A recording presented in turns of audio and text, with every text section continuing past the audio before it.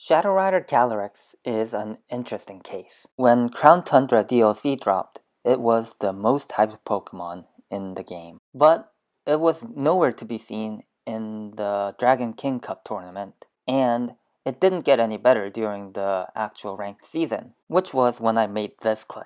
Shadow Rider CALYREX, I think, is a bit overrated. And when this video was made, CALYREX had very low usage. And on top of that, most of the usage was concentrated in the lower ladder. Well, so how's it doing now?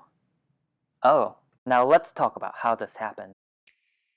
CALYREX Shadow Rider had a lot of hype coming into the metagame.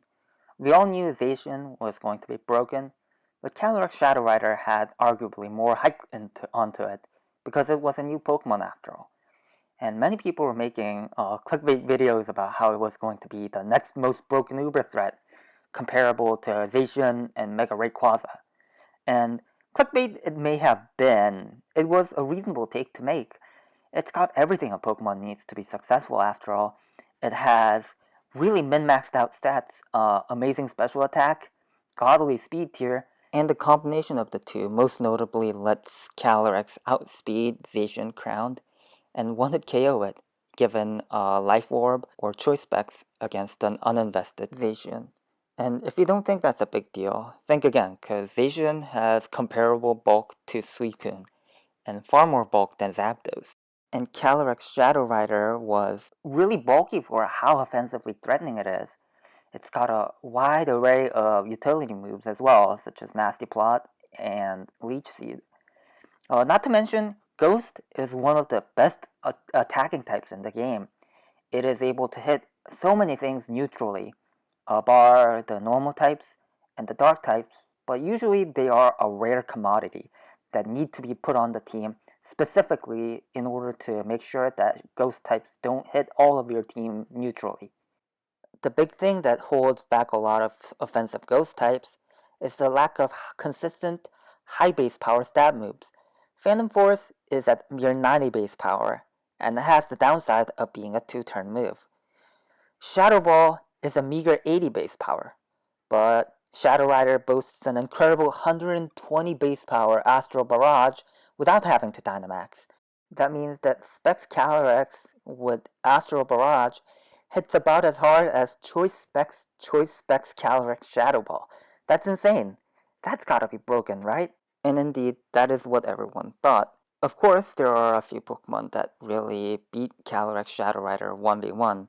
Mimikyu, Cinderace, Urshifu were some of the many, but at least even the most broken Pokemon tend to have 1v1 checks, and it's not like any of them could switch in safely to CALYREX. So despite its inherent flaws, CALYREX had high expectations. And when the ranked ladder started, surprisingly, CALYREX was nowhere to be seen. A couple of notable people tried to experiment with it, but to minimal success. There were a few reasons why CALYREX was so absent from the metagame. One was the fact that the nature of the Pokemon that were checking it. So, for example, Quagsire, that checks Zacian so effortlessly, also is quite passive. Its problem is that when it beats Zacian, it still struggles to punish its switch-ins. But now you're talking about Pokemon like Mimikyu, Cinderace, or Urshifu.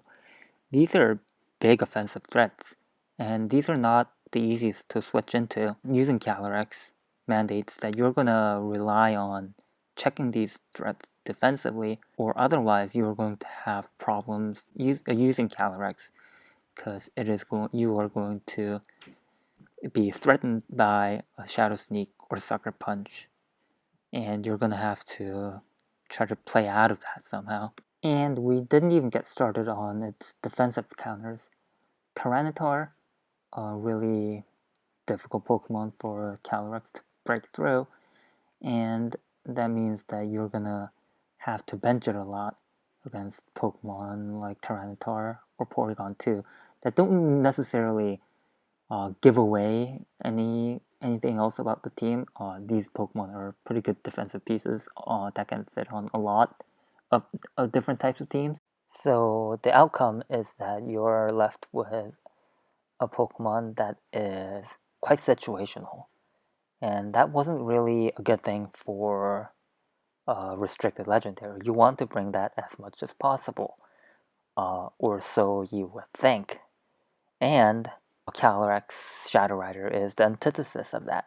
It is very matchup dependent, and there are some matchups that it's not going to do anything. It puts a lot of strain on team building. You can't just stick CALYREX on a team.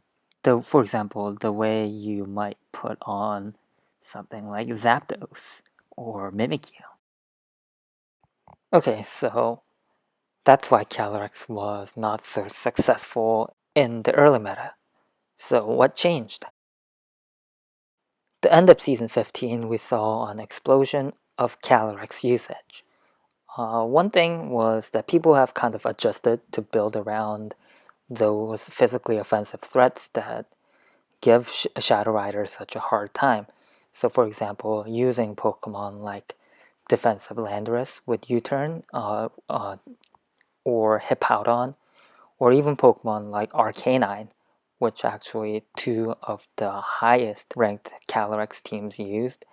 They used Arcanine in order to check those three physically offensive Pokemon effectively. Second is the use of Urshifu, and also Azumarill. As you can see, those Pokemon are really good at thrashing Tyranitar and other especially defensive tanks, dark type tanks, and punishing that. And as you can see, Zapdos is there because it's just a good Pokemon in general. But remember, CALYREX is pretty matchup dependent, so it's going to be a good secondary win condition with the Dynamax. It's also able to Volt Switch. So using Volt Switch, getting that Urshifu or Azumarill in against the special wall repeatedly can make a lot of progress for the CALYREX. So you can make a lot of progress with that without even having to use the CALYREX. As you can see, actually, if you look back at my old video recommendations, partners, Tyranitar and Cinderace are still high up, but you might see that a lot of the usage has shifted drastically. And it isn't just the partners that have changed. The sets that CALYREX are using themselves have also changed. Instead of straight up going for Choice Specs or Nasty Plot, which are honestly still really good, a lot of CALYREX Shadow Rider have started going for things like Substitute and Leech Seed.